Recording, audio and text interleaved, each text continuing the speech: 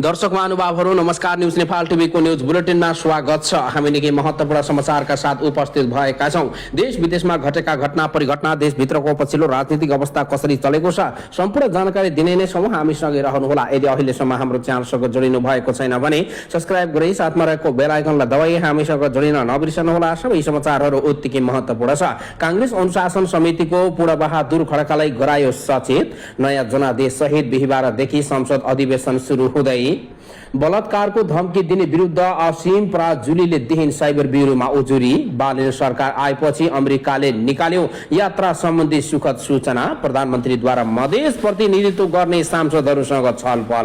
विद्यार्थी संगठनबारे सरकारी घोषणा खारेज गर्न 14 विद्यार्थी संगठनहरूको विज्ञप्ति। राष्ट्रिय सभाको उपाध्यक्ष समिति सभापति चयन प्रक्रिया अगाडि बढाइयो।